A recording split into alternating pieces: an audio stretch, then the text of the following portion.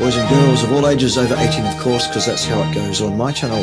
Thank you for joining us once again. Today, my very special guest is the lovely Devan Willett, who is one of these crazy carnivores who's come across this crazy carnivore diet in some way, for some reason, and it seems to work for her in some way. So I thought, why not ask her about it?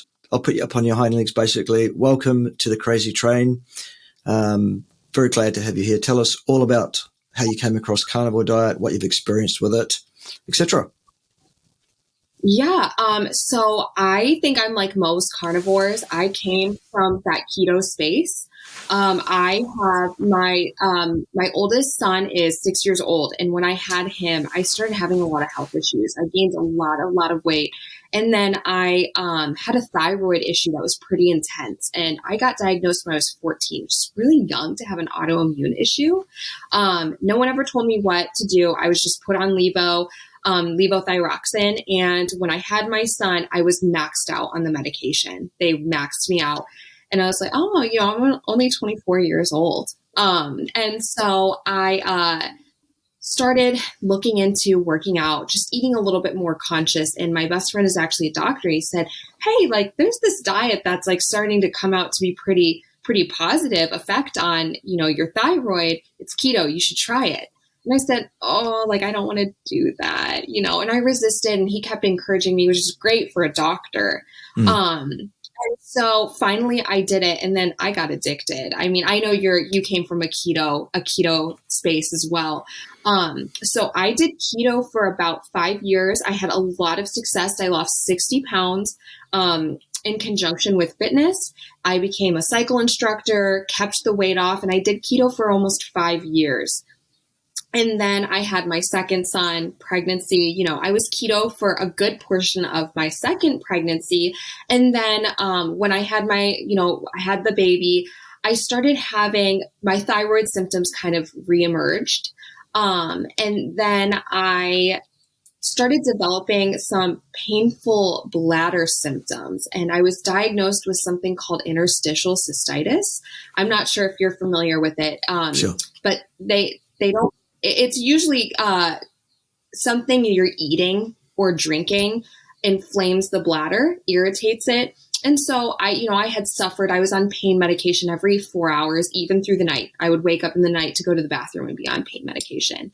And so I went to the urologist, and he said, you probably need to go on an elimination diet. Gave me a list of things to cut out, like fruit, like certain acidic fruits, of course, alcohol, sodas, diet sodas, all the things. And then I did it all for 3 months. I gave up coffee. I gave up a lot of seasoning, spicy food, all the things, and nothing was working. And so at this point I had been struggling like about 6 months. And then I finally was like, I have nothing to lose. I'm just going to do carnivore. I had heard of carnivore because I came from the keto space. And I did that at the end of February, and I've been carnivore ever since. Awesome. And so what happened when you went carnivore in terms of those health issues that were still ongoing? Well, I lost 30 pounds, which is awesome. But Yep. I have it feels really good. I lost more weight than I thought I would. Like I made a goal and then I went past it, and now I'm just kind of like, oh, like this is unexpected. But then I've had 2 icy flare-ups caused by dehydration, not drinking enough water. Now I make sure I drink a gallon of water a day because that's kind of how I keep my dehydration at bay. But I am symptom-free. I'm off all my medication. I was on thyroid medication too. I'm off that. In conjunction with the interstitial cystitis, I was diagnosed with an enlarged kidney. I'm no longer suffering with that. I mean, I'm only 30 years old. So to have that it's a serious problem, especially because I was healthy. I was on a ketogenic diet. I was in shape. I work out 5 days a week because I love to. So yeah, I just, I'm relieved because it's very, very painful. Yeah. Yeah. So in terms of the thyroid thing and the keto thing, it's quite a common theme, isn't it? Is that something you've come across with people saying, oh, keto and thyroid issues? Like, does it help? as in the idea that keto can actually cause thyroid issues to be worse. You know what? Some people have said that to me. I personally, like mine was resolved by keto for the most part, but I was also doing a pretty clean keto diet. I was not, when I started keto, and I'm familiar with your background as keto too, there was none of this keto treats. It was meat and vegetables and fat, and that was it. So I was pretty clean. But my doctor I was very honest with him when I went to get my labs. I said, hey, I'm doing keto. And he goes, well, sometimes that can actually make things worse. And I said, well, let's just see how it works for me. So I haven't run into that personally, but I have heard it in the space. I just wasn't a victim of that. Awesome. So you always were consuming a fair amount of protein throughout your keto experience. Yeah, that'll be the answer. Most people that get into the ketogenic space get miseducated. They get misinformed by perhaps well-meaning but ultimately ignorant people who for some reason have got it into their heads that the purpose of a ketogenic diet is to have ketones for the sake of having ketones. And then they start asking questions of others like, oh, will this kick me out of ketosis, or will that kick me out? As if ketosis itself is the goal of the ketogenic lifestyle. Let me disabuse you, boys and girls, of that idea here and now. No. Right. The goal of the ketogenic diet is not to have ketones. It's only called the ketogenic diet because one of its side effects is the production of ketones under certain circumstances. It's not the goal. And so when someone comes on and says, oh, well, this kicked me out of ketosis, you know straight away that's a person that's been misadvised. One of the ways you cycle out of ketosis on a daily basis actually is by eating a decent bolus of protein, because that's slightly gluconeogenic. And that prevents the thyroid issues as well as some electrolyte issues that people might experience on a very low carbohydrate diet, for example, if they eat an insufficient amount of protein for them based on their age, gender, stage of life, where they're living, how they're living, their activity levels, Paul Saladino, those kind of things, Paul. Yeah. All right. So you ate enough protein. For me, it was always, I didn't want to lose my hair. And I knew that if I wasn't going to eat enough protein, I was going to have weak hair.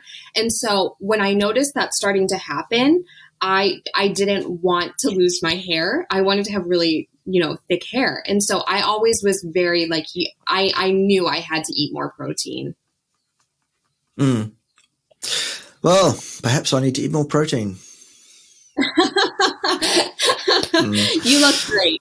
Thank you. No, I appreciate that. No, my hair issues are related to my abundance of testosterone, I think. And also genetics that would predispose me to the male pattern baldness thing.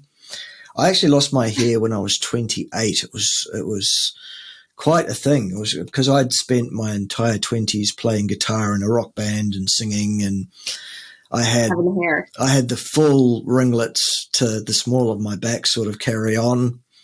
I was the full rock god, believe it or not. And it was really, really one of the worst times of my life, actually, when it all just fell out. And I was like, oh my God, what now? My life is over. So I decided to go and become a nutritionist instead and a physiologist. Yeah. Craziness. Okay. So when you said you kind of naturally discovered, if you like, the carnivore diet from the keto fraternity or whatever you want to call it, that's a very sexist term, I know. We should come up with something better. Who was it that you first came across? Who influenced you? Who did you see? So I think my first exposure, and you're going to love this, was actually, it was like four years ago. This is quite a while ago. I was listening to a podcast, and it was Dr. Saladino. And that was just like a little section, just a little memory. I remember listening and going, oh, like that's interesting. But educationally wise, it would have been Dr. Ken Berry. Primarily who exposed me to that, because I followed him right away when I started keto. And so that was my first true exposure to the proper human diet, as most people who follow him know. And then from there, it was kind of discovering everyone. I mean, Dr. Anthony Chafee, Bella Steak and Butter Gal, which I know you from there, and Judy Cho, Dr. Zaldivar, you, and just like this slew of really educated people. So, but Dr. Ken Berry was the true informant initially. Awesome. Yep. Ken's a great source of information. 4 years ago, Paul Saladino was great too. He was saying the right thing 4 years ago. Pity he hasn't continued to do so.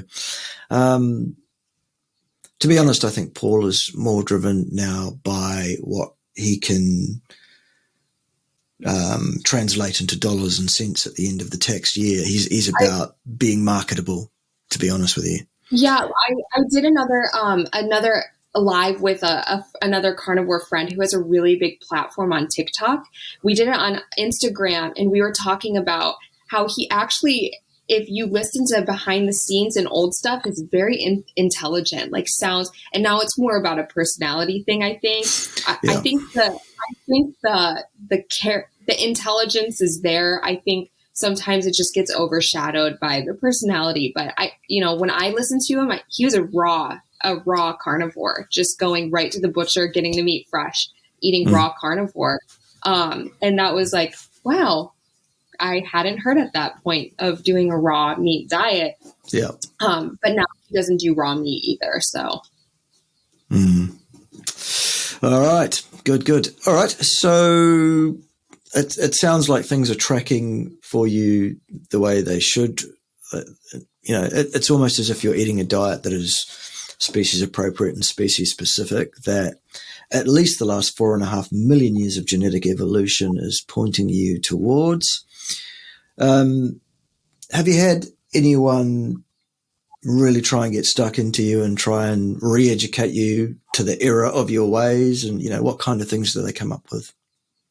I think so. I'm very lucky. My family is super supportive. My husband is ridiculously supportive. Like I said, I'm just going to go on an all meat diet. Like, do you think you can do it? And he's like, yeah, I don't care. My family knew how much pain I was in, like my mom, my dad, my sisters. And so, really supportive. I live a distance away from my family, but when I go, my mom's, what do you need? What can I get you from the grocery store? So I'm very fortunate, but I do have other family members who are not in a great state of metabolic health, and I love them dearly. But it even started when I was keto. Like, I heard that was dangerous. My doctor told me not to do keto because it's going to affect my diabetes. And well, yeah, it would do a great service to your diabetes, and then they won't see you. So yeah, I had a recent encounter with someone I'm pretty close to, and I said, my husband said, she's not eating anything besides meat anymore. What? You're not, how long have you been doing that? Well, about 7 months now. Oh my gosh. And just I could never do that. And that's always the response from people who do like the very standard American diet or the guidelines of a diabetic diet, and you absolutely can. Everyone can do it. It's really hard at first if you're coming from a typical standard American diet, but then when you realize how amazing you feel, it's just the easiest thing in the entire world. So I'm very lucky that almost everyone in my life is supportive, and I haven't gotten too many cringy comments, and mostly the cringy comments come from people on social media. So in my personal life, I am very, very thankful. My kids, I have 2 kids, and they are both heavy meat eaters. So it's been super easy for me. Cool. Awesome. All right. Well, that all tracks the way it should as well. Yeah, I certainly can relate to the everybody on social media, there being a mixture of folks on there, keyboard warriors, people who are so brave hiding in their mummy's basement behind a keyboard, for example, but actually nobody tends to want to sort of front up to it face to face, if you like.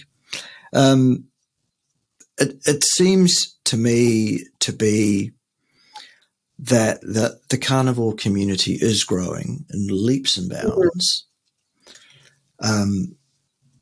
Awesome influencers like Ken Berry have been instrumental. I mean, he's got over 2 million subscribers now, which means that he's having a tremendous impact out there in the marketplace at large. It's getting the word out there. People are we've got 80 years, really, haven't we, or 100 years even, of false dogma, false ideology, fake information that's being promulgated out there against people, and precisely in order to actually keep us unhealthy, unwell, under control and beholden to their systems, really. Yeah. That said, what are your thoughts on what seems to me to be largely an American attitude, not entirely, but largely an American attitude, that anyone with doctor after their name, or anyone that is a medical doctor, is somehow an expert in nutrition by virtue of being a medical doctor? What do you think of that?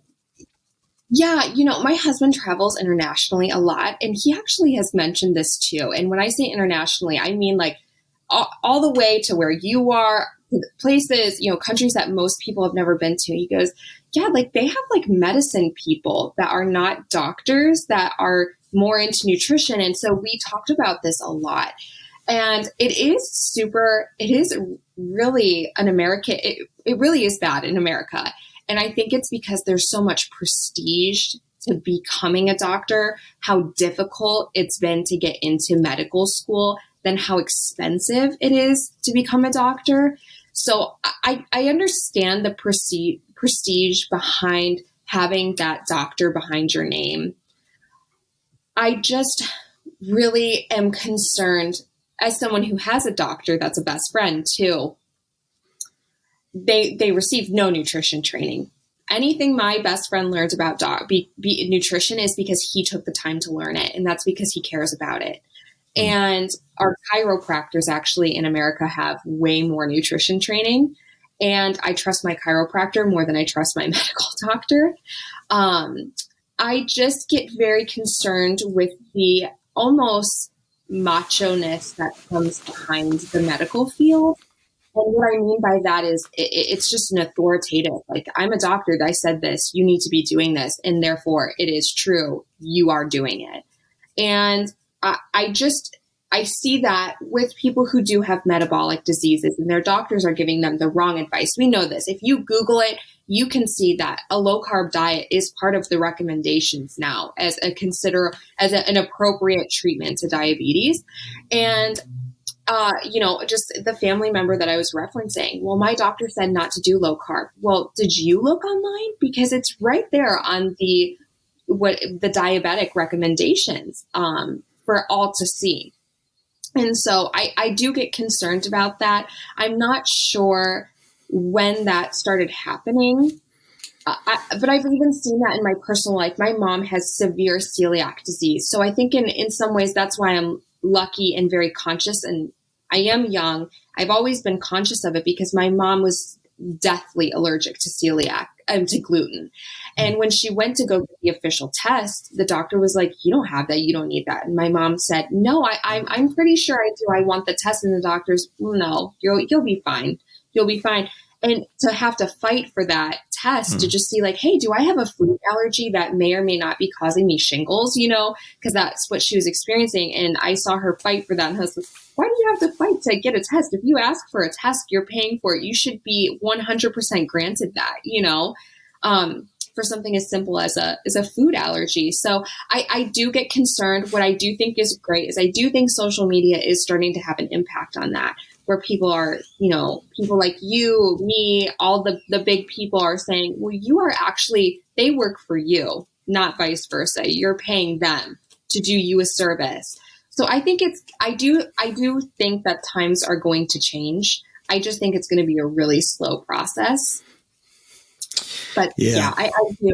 I think it's going to be a slow and long journey. Yeah. No, I think you're right. Attitudes do change very, very slowly, both in life in general, but also in areas of scientific inquiry and academia, for example. My professor, when I was training, said to me that science is something that progresses one funeral at a time. Mm-hmm. And, I think that's dead right, because if I set out early on in my career as an academic with a certain position and I plant a flag in a certain hill somewhere,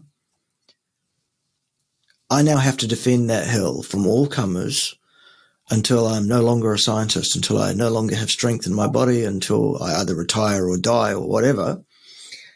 And there are very, very few academics who have the courage and are prepared to turn around and say, actually, I was wrong. Now, luckily, that's an experience I'm never going to have, because I'm incapable of being wrong on any matter at any time for any reason. So that's not going to affect me. But I'm thinking of guys like Tim Noakes, who built a career for decades on telling people that carbohydrates were the answer and carbohydrates were great and you must have carbohydrates. He's an exercise physiologist first and foremost, also a medical doctor, but he was one of the pioneers in the area of exercise physiology, etc. And he's been prepared in recent years to stand up and say, I was wrong. The carnivore, he's actually now fully carnivore himself even. The carnivore diet is appropriate for all people, blah, blah, blah, all that kind of stuff. And he even went through a huge process in South Africa where they were trying to get him struck off the medical register and discredit him in every way and, all of this kind of stuff. And he came through all of it, obviously, and was victorious and won the day, and good on him for that. In closing around the sort of the talk about medical doctors, etc., you've hit the nail on the head. Absolutely. Medical doctors, as part of their medical training, receive no training at all in nutrition. And as such, by virtue of being a doctor, should not be commenting on that and leaning on their credentials as a doctor in so doing. That said, I have no problem with people who happen to be a doctor talking publicly about nutrition, as long as those doctors get it right. Examples. Right. Ken Berry gets it right almost entirely. He's one of the best sources of information there is out there on nutrition, doctor or not, actually. The same is true of Sean Baker. Mm-hmm. Gets it right. Okay. Happens to be a doctor, but that's not the thing that qualifies him. The thing that qualifies him as a good source of information on nutrition is that he gets it right. Mm-hmm. Whereas you've got Anthony Chafee, another one. Fantastic. One of the most spot on characters out there. But then there are folks like myself who come from other areas of academia, who are not medical doctors, but who are doctors of another kind, who get it right. And then there are also people who get it vastly, badly, hugely wrong. So let me put you on the spot just for a moment, just for fun. Who are your top 2 or 3 worst doctors for misinformation about nutrition, do you think? Okay, the doctor who wrote The Plant Paradox. Do you know who I'm talking about? Ooh, The Plant Paradox. Gundry. I'm sorry. Was it Stephen Gundry? Which is yes, Dr. Gundry. I think he's missed the mark. Dr. Anthony Chafee is very open and honest about his feelings, how spot on he was with his first book, and then to go on and The Plant Paradoxes. It was one of the first books that really kind of exposed that we're not meant to eat plants. But he still recommends a plant-based diet. I actually just read his book a couple months ago, The Keto Code, and he very much recommends limited protein. Not fatty. Fat comes from, coconut, avocado, things like that, olive oil. And so he's just there, but missed the mark. And I know Dr. Anthony Chafee is just like, oh man, you're almost there. I adore Dr. Mercola. Love him, but he's just not there either. Very, very, like, just beyond medical stuff too. There's other medical practices that he talks about that I am a huge fan of, but the diet isn't there. I'm going to like get blacklisted if I ever, become big. Dr. Mark Hyman, he, big, but they're all super brilliant. I just think that they're not there yet. Maybe as the space grows, they will achieve the proper human diet recommendations that ought to be there, I think. Yep. I could probably help you a little bit with Stephen Gundry. I don't think he ever will come right, frankly. I don't.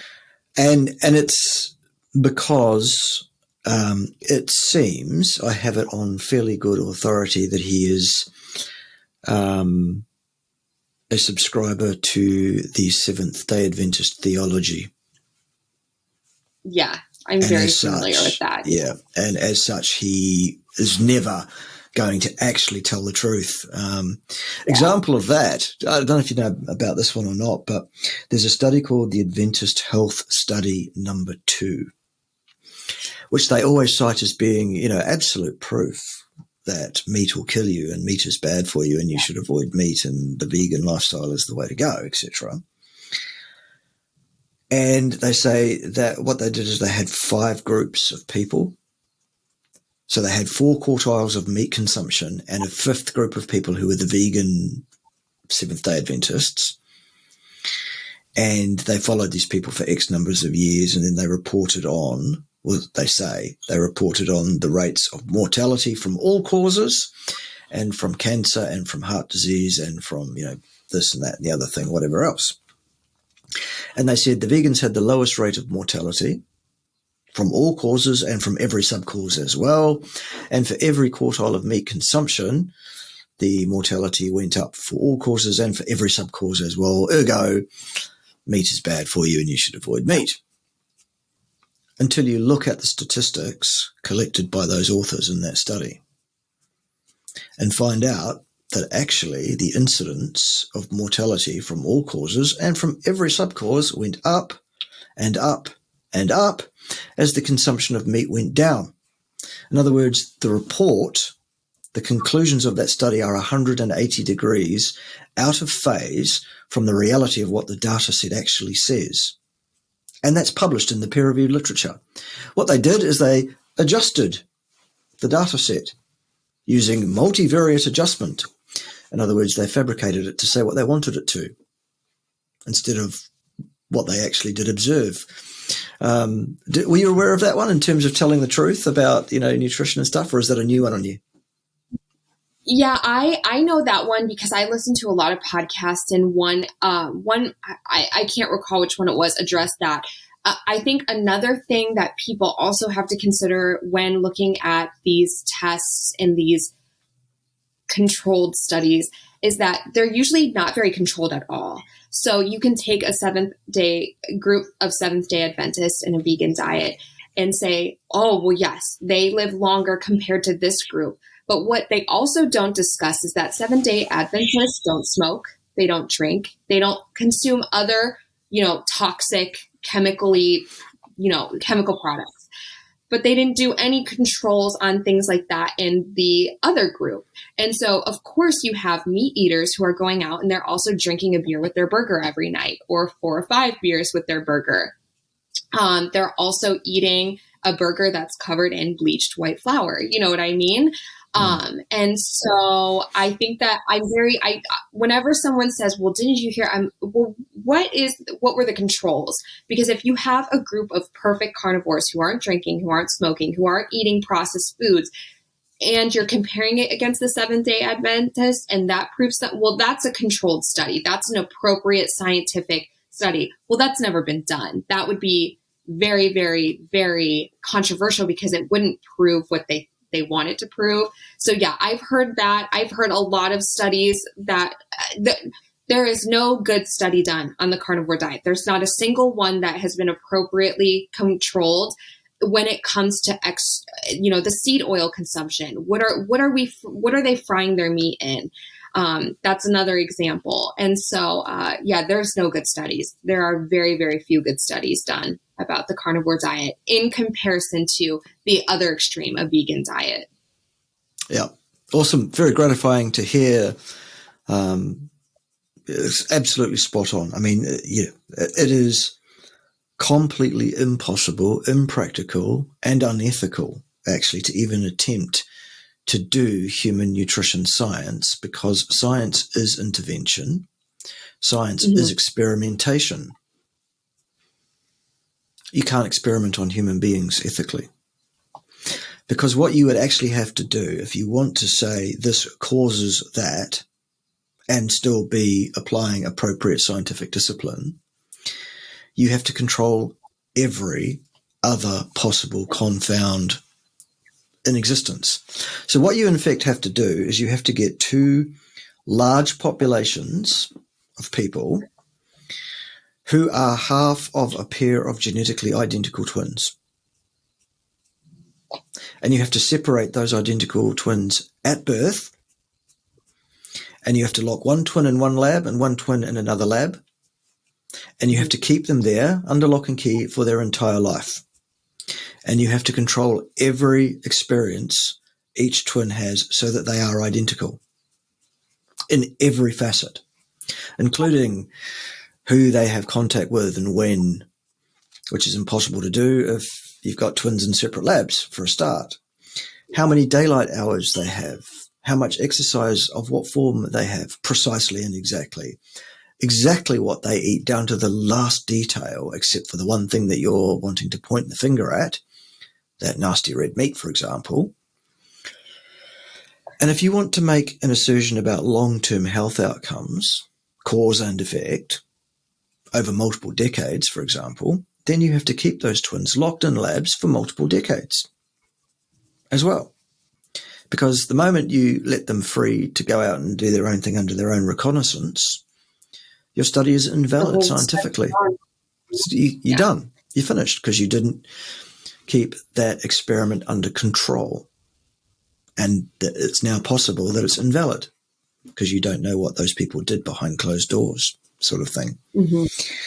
What we do have is epidemiology, which is touted as being high on the so-called hierarchy of evidence purely because the numbers of people that they consider in some way is large.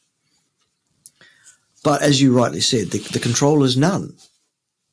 Here's what they do. They say, listen, Devan, what did you eat for breakfast last Tuesday? Okay, write down everything Devan says about what she ate for breakfast last Tuesday, if she can even remember. And let's face it, she won't, because people don't. Do they? Let me ask you, what did you eat for breakfast last Tuesday? I didn't eat breakfast. Ah, there you go. You got it right. I don't eat breakfast. I'm not a breakfast eater. Okay, right. You eat one meal a day or something like that? I have one meal a day. It's usually in the afternoon. I do 2 meals a day. I find that I can do 1 meal a day, but I have young kids. I like to sit down. I'm a homeschooling mom. My kids are home with me all day. I do like to sit down and eat lunch with them, and we always do a family dinner. So I do 2 meals. I do 2 meals a day. But I also find that it helps me because I work out a lot. I love to weightlift. I just love it so much. I don't feel obligated to. It's just something I love to do. And so I find that it helps my performance in the gym if I just eat, 2 meals a day. But I definitely, there are days where I might be going somewhere, like a Fogo de Chao or a Brazilian steakhouse where I know I'm going to be able to just eat an excessive amount of food, and I'll just go 1 meal a day and wait till dinner time, which is, you just get to eat like a ton of meat at one time. So it's just, that's fine for me. But most days it's 2 meals. I've never been a breakfast person, so it's been a great excuse to not eat breakfast. Cool. Awesome. All right. Last Tuesday, what did you have for lunch? It was probably ground beef. Probably. I can't tell you how. I can't tell you exactly though. It was 98%. That's my point. Yeah. Yeah. If you eat very, very similar things, as, carnivores have a more limited diet than people that are on a standard diet. And so the number of options is lower. So you're more likely to get it right, actually, if you're reporting on that diet. But imagine back in the day when you used to eat all sorts of things. If I had asked you, what did you have, for a scientific study, and this needs to be accurate, I don't want maybe, tell me exactly what you had for lunch last Tuesday. Forget it. Yeah, forget it, yeah. Let alone what you have been eating typically for the last 30 years, because that hasn't changed at all during that period of time, has it? And then I do a study where I follow you without any control whatsoever. So you might drink, you might smoke, you might stop exercising, you might start exercising, you might stop drinking or smoking, you might get married. That'll shorten your life. I'm kidding. Just a bit. There are all sorts of things that you will do. That could affect your outcomes other than what you've been eating, if you can even accurately remember what that is, which you can't. Mm-hmm.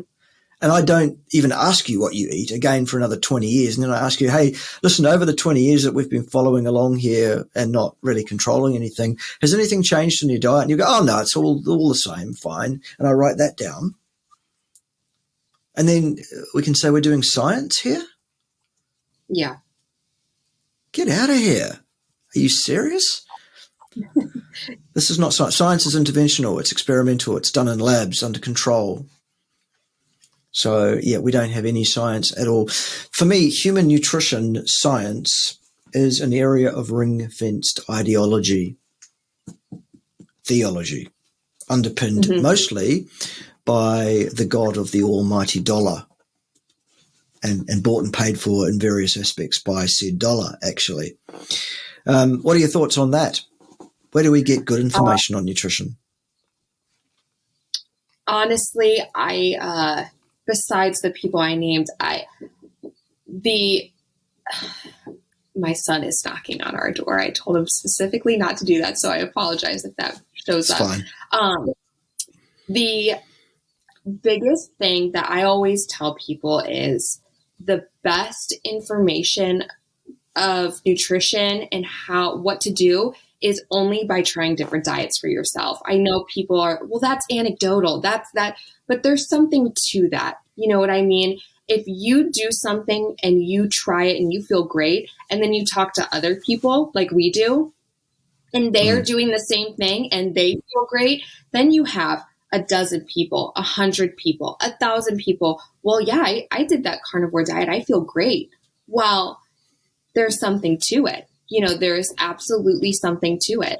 So I think that, yes, you can go. There are certain organizations. There are, of course, people who are like you, Dr. Camberry, Sarah Zaldivar, Dr. Anthony, Dr. Anthony Fauci is what I was about to say. Dr. Anthony Chapey. No, not that other guy. No. So, but yeah, of course there are resources, but I know that was it would probably cringe if you. So I always, there's always great resources, but there's no better evidence to support anything than trying different things. If you want to, not that I would ever encourage it, but if you want to see if a vegan diet is optimal, then try it. You go ahead and try it, because just because it worked for A, B, or C does not mean that it's going to work for you. The chances are it didn't work for them either, but they're not going to tell you about that. You don't know that the carnivore diet works for me. I can tell you it does, but only you will know the best advice for yourself just by trying it. And I did paleo, I did keto, I've done, counting your macros. I've tried it all because I'm in a journey to find my optimal health and where I feel my best. And I can only do that when I'm trying different things. People will accuse you of having disordered eating. I've been told that I have an eating disorder by every person that I talk to, especially online. But it's really not. It's a journey for optimal health. And I'm determined to live to 120 years old. And I'm also determined to look like I'm 30 when I'm 50 years old. And so I'm going to do whatever it takes to do that. And I found that carnivore is the thing that makes me feel that way in my best. especially in my fitness and, the way that I feel in the gym. And I can wake up at 5 a.m. just because I can, just because I have the energy to do so. And so, yeah, that was a bit of a tangent, but I think for people, it really is just try it for 30 days, whatever it is that you think might be most outstanding. Beneficial. Couldn't have said that better myself. Nutrition, so basically, to paraphrase, what I'm hearing you say is the one true authority subject. is Bart K, and absolutely everybody should subscribe to his channel immediately. Excellent. Also, are you in a position of being and everyone should do know carnivore? as I mean, to I'm a what total my proponent for that. age is? Do you know how old I am?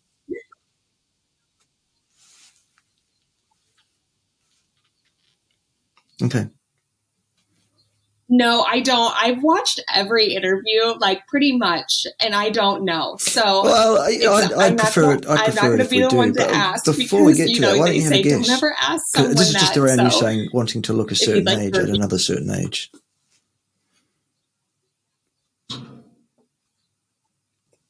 Early, late, middle?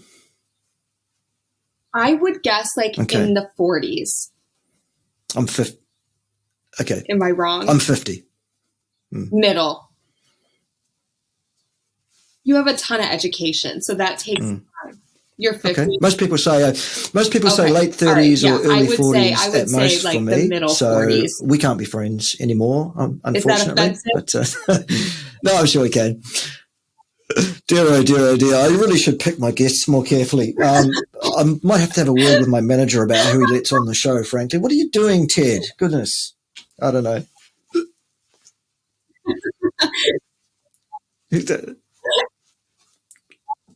Well, there you have it.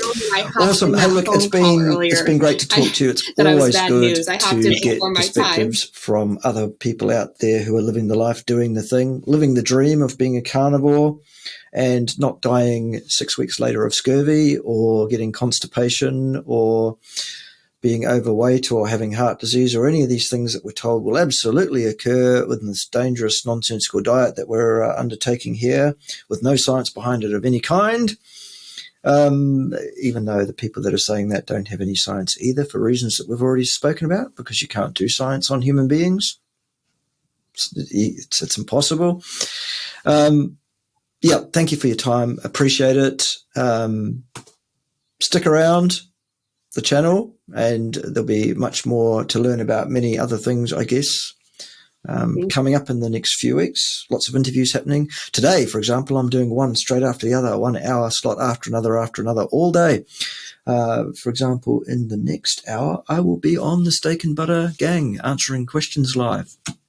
So those that are interested in that, and those of you that are members of the Steak and Butter gang, get on there in the next hour.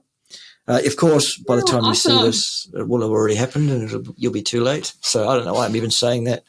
It's crazy. Right, I should close off.